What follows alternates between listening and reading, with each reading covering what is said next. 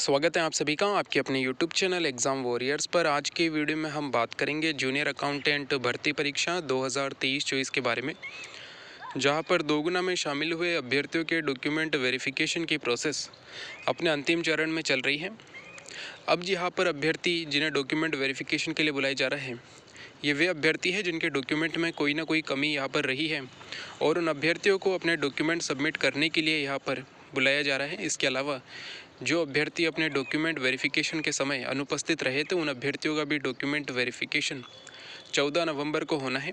तो अब जो है डॉक्यूमेंट वेरिफिकेशन अपने अंतिम चरण में चल रहा है और जल्द ही डॉक्यूमेंट वेरिफिकेशन कंप्लीट हो जाएंगे।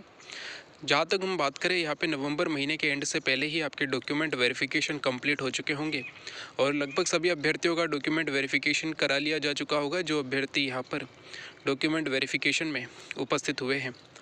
साथ ही अगर हम बात करें, 28 नवंबर को आपके कोर्ट केस की हियरिंग भी है, जिसमें कि स्टे हटने की पूरी उम्मीद है, क्योंकि यहाँ पर फाइनल डिस्पोजल होना है 28 नवंबर को। यानी कि जितने भी केस उस हियरिंग में होने वाले हैं, इनका यहाँ पर एक फ़ाइनल ऑर्डर ज़रूर जारी होगा और यहाँ पर आप सभी के जो फाइनल रिज़ल्ट पे स्टे लगा हुआ है उसे यहाँ पर हटाया जाएगा, जिसके बाद बोर्ड को यहाँ पर अभी DTA से लिस्ट भी प्राप्त होनी है, जिसके बाद आपका रिज़ल्ट भी आना है। DTA के द्वारा जो डॉक्यूमेंट वेरिफिकेशन किया जा रहा है, ये प्रोसेस काफ़ी स्लो है।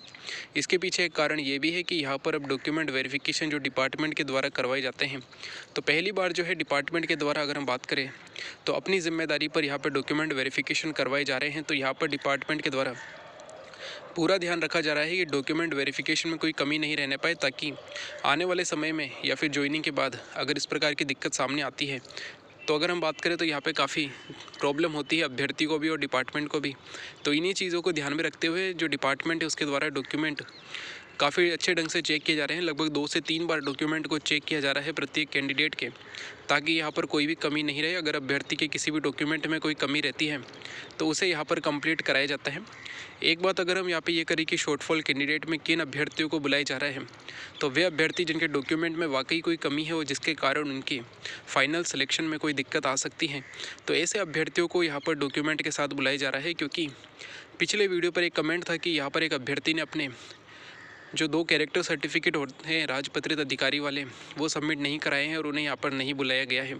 तो यहाँ से एक बात साफ़ होती है कि अगर किसी अभ्यर्थी के किसी डॉक्यूमेंट में वाकई में दिक्कत है, जिससे कि अगर हम बात करें उसकी पात्रता जो प्रभावित होती है, तो यहाँ पर उस अभ्यर्थियों को बुलाया जा रहा है। आप सभी ने पिछले जो शॉर्टफॉल कैंडिडेट है उनकी लिस्ट देखी होगी कि इनमें अधिकतर वे अभ्यर्थी है जिनके अगर हम बात करें कंप्यूटर सर्टिफिकेट में दिक्कत है, ग्रेजुएशन की जो मार्कशीट है उनमें दिक्कत है, साथ ही यहाँ पे अगर बात करें जो एमई कैटेगरी है, इनमें NOC को लेकर भी दिक्कत है। तो ऐसे अभ्यर्थियों को यहाँ पर शॉर्टफॉल में शामिल किया जा रहा है। यानी कि अधिकतर अभ्यर्थी वे हैं जिनके अगर हम बात करें कंप्यूटर सर्टिफिकेट, ग्रेजुएशन और एमई कैटेगरी के जो अभ्यर्थी हैं, इनके यहाँ पर अगर कोई दिक्कत है तो इन्हें यहाँ पर बुलाया जा रहा है। साथ ही अभ्यर्थियों को ये भी प्रश्न है कि अब फर्स्ट और सेकंड शिफ्ट के जो अभ्यर्थी शॉर्टफॉल हुए हैं उनका डॉक्यूमेंट वेरिफिकेशन कंप्लीट करा लिया गया है, यानी कि उनके डॉक्यूमेंट सबमिट करा लिए गए हैं। अब यहाँ पर थर्ड फेज़ में जो अभ्यर्थी शामिल हुए थे उनके शॉर्टफॉल कैंडिडेट की लिस्ट आनी है। आप सभी जानते हैं कि जो थर्ड फेज़ था, ये डॉक्यूमेंट वेरिफिकेशन का सबसे बड़ा फेज़ था। इसमें लगभग 6000 अभ्यर्थियों को डॉक्यूमेंट वेरिफिकेशन के लिए बुलाया गया है। तो ज़्यादा अभ्यर्थियों की संख्या भी थर्ड फेज़ में है। तो यहाँ पर ज़्यादातर अभ्यर्थी होंगे जिनके डॉक्यूमेंट में कोई कमी रही होगी और जिन्हें शॉर्टफॉल कैंडिडेट की लिस्ट में शामिल किया होगा। वैसे तो DTA के द्वारा समय समय पर यहाँ पर डॉक्यूमेंट में कमी वाले अभ्यर्थियों को बुलाया गया है, लेकिन फिर भी कई ऐसे अभ्यर्थी होते हैं जो यहाँ पर कॉल करने के बाद भी नहीं जाते हैं, तो उन्हें एक लिस्ट के माध्यम से बुलाना पड़ता है। तो अब जो है थर्ड फेज़ में जो अभ्यर्थी शामिल हुए हैं उनके शॉर्टफॉल की लिस्ट यहाँ पर आने वाली है। अगर हम बात करें यहाँ पे कम से कम 2 लिस्ट यहाँ पर ज़रूर आएगी, क्योंकि थर्ड फेज़ में अभ्यर्थियों की संख्या भी काफ़ी ज़्यादा थी। तो यहाँ पर 2 लिस्ट ज़रूर आएगी, जिनमें से एक लिस्ट आ जाने की उम्मीद है। यानी कि जो थर्ड फेज़ में अभ्यर्थी शामिल थे, जो स्टार्टिंग में अगर हम बात करें थर्ड फेज़ यानी कि 7 तारीख से लेकर जिनका डॉक्यूमेंट वेरिफिकेशन 14 या 15 अक्टूबर तक हुआ था, यानी कि 7 अक्टूबर से लेकर 14-15 अक्टूबर तक जो अभ्यर्थी यहाँ पर डॉक्यूमेंट वेरिफिकेशन में शामिल हुए थे और जिनके डॉक्यूमेंट में कोई कमी रह गई है, तो उन अभ्यर्थियों की लिस्ट आज शाम तक जारी हो सकती है। और अगर बात करें इनका डॉक्यूमेंट वेरिफिकेशन कब तक होगा, तो जो कैंडिडेट शॉर्टफॉल लिस्ट में शामिल होते हैं इन्हें लगभग 1 वीक का समय यहाँ पर दिया जाता है।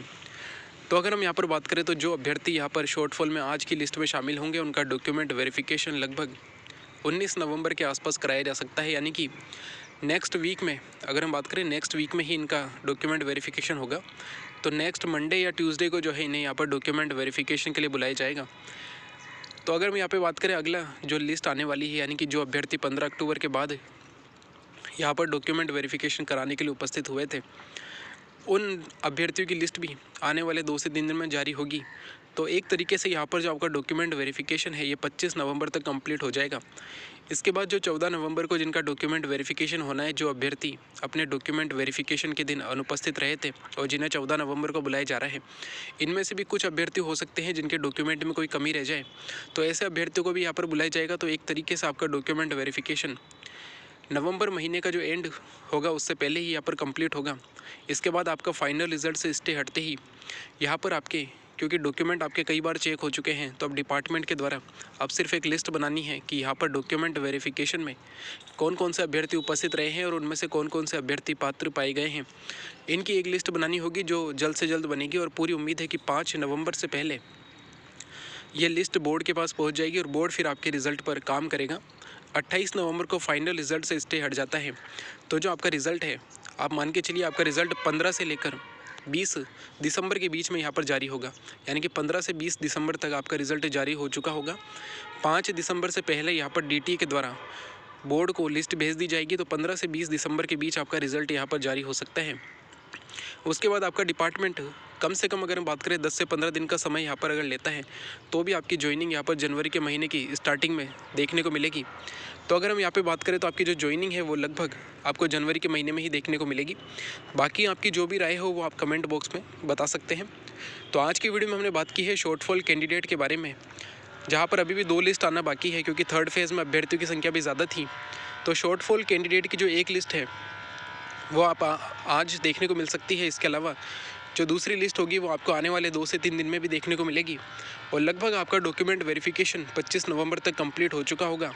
और इसके बाद जो है DT के द्वारा आपके जो बोर्ड है उसे यहाँ पर जो पात्र पाए गए अभ्यर्थी हैं इनकी लिस्ट भेज दी जाएगी 5 दिसंबर तक। पूरी उम्मीद है कि 5 दिसंबर तक ये भेज दी जाएगी और उसके बाद जो है आपका रिज़ल्ट 15 से 20 दिसंबर तक जारी होने की पूरी संभावना बनती है और उसके बाद जो है यहाँ पर आपकी ज्वाइनिंग होने वाली है। बाकी काफ़ी अभ्यर्थी ऐसे हैं जिन्हें अभी भी कन्फ्यूज़न है कि क्या उनकी प्रोसेस यहाँ पर कंप्लीट हो पाएगी। तो यहाँ पर सबसे इम्पोर्टेंट चीज़ जो रह जाती है वो है आपका 28 नवंबर को जो हियरिंग होने वाली है उसमें फ़ाइनल रिज़ल्ट से स्टे हटे, क्योंकि फ़ाइनल डिस्पोजल है और जो भी आदेश आता है वो आपके पक्ष में होना चाहिए, ताकि जो आगे की प्रोसेस है वो जल्द से जल्द यहाँ पर कंप्लीट हो और नए साल में आपको यहाँ पर ज्वाइनिंग मिले। इसके लिए अभ्यर्थियों को भी प्रयास करना होगा। 28 नवंबर की हियरिंग से पहले उन्हें कम से कम 2 से 3 बार बोर्ड जाना होगा। तो एक बार जो है वो इस वीक में बोर्ड जा सकते हैं। इसके बाद हर वीक में, यानी कि हर एक वीक में आपको यहाँ पर बोर्ड जाना होगा, जिसके बाद जो है यहाँ पर आपको एक दबाव बनाना होगा कि एक मजबूत पैरवी होनी चाहिए, ताकि 28 नवंबर को जो ऑर्डर आने वाला है, यानी कि जो भी फाइनल ऑर्डर आएगा वो आपके पक्ष में आए, ताकि आगे की प्रोसेस जो है वो बोर्ड सही ढंग से कर सके। और साथ ही यहाँ पर आगे जो है इस प्रकार के स्टे नहीं लगे, इसको लेकर भी आपको प्रयास करने होंगे कि बोर्ड के द्वारा इस प्रकार के प्रयास कोर्ट में किए जाए कि आगे आने वाले समय में यहाँ पर स्टे नहीं लगे। तो इसके लिए अभ्यर्थियों को अभी से एफर्ट करने होंगे, चाहे सोशल मीडिया के माध्यम से हो, चाहे बोर्ड जाकर हो, कि समय पर जो है यहाँ पर बोर्ड इस भर्ती को लेकर सजग हो और आने वाले समय में प्रोसेस जल्दी कंप्लीट करे, ताकि जो यहाँ पर लगभग 5388 पोस्ट जो खाली पड़े हैं इन्हें जल्द से जल्द भरा जाए और यहाँ पर बेरोज़गार लोगों को जल्द से जल्द ज्वाइनिंग देखने को मिले। बाकी आपकी जो भी राय हो वो आप कमेंट बॉक्स में बता सकते हैं। बाकी जूनियर अकाउंटेंट भर्ती को लेकर इस चैनल के माध्यम से काफ़ी प्रयास किया जा रहा है, चाहे वो अभ्यर्थियों को यहाँ पर जागरूक करने को लेकर हो या फिर इस भर्ती के लेकर हर एक छोटी से छोटी जानकारी आपको इस चैनल के माध्यम से मिलती है। तो अगर हम बात करें आपकी जो भी राय हो इस चैनल पर जो भी बताया गया है जूनियर अकाउंटेंट भर्ती को लेकर, चाहे वो कट ऑफ को लेकर हो या फिर आपके डिस्ट्रिक्ट अलॉटमेंट या डिपार्टमेंट अलॉटमेंट को लेकर आपका अगर कोई प्रश्न है तो वो भी आप कमेंट बॉक्स में पूछ सकते हैं।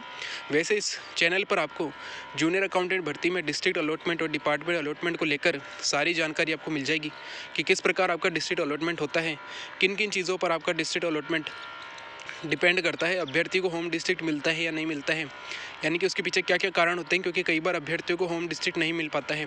साथ ही जो फीमेल कैंडिडेट हैं इन्हें कौन कौन से यहाँ पे डिपार्टमेंट मिलते हैं और अगर हम बात करें उनके लिए कौन से डिपार्टमेंट बेहतर होते हैं, इसके बारे में भी हमने बात की है। साथ ही जो आपका डिपार्टमेंट अलॉटमेंट होता है उसमें किस किस स्तर पर कौन कौन से ऑफिस होते हैं, क्योंकि आप सभी जानते हैं ज़्यादातर जो ऑफिस होते हैं वो जिला स्तर पर होते हैं। इसके बाद तहसील और पंचायत समिति जो होती है उस स्तर पे भी आपको यहाँ पर ऑफिस देखने को मिलते हैं। इसके बारे में हमने कंप्लीट बात की है। तो इस चैनल पर आपको लास्ट जो 10 वीडियो आए हैं उनमें आपको ये वीडियो ज़रूर देखने को मिलेंगे। तो अगर आपका कोई प्रश्न यहाँ पर डिस्ट्रिक्ट अलॉटमेंट या डिपार्टमेंट अलॉटमेंट को लेकर होए तो आप वो वीडियो देख सकते हैं। बाकी अगर आपका कोई भी प्रश्न हो तो आप कमेंट बॉक्स में पूछ सकते हैं। Thank you. जय हिंद, जय भारत।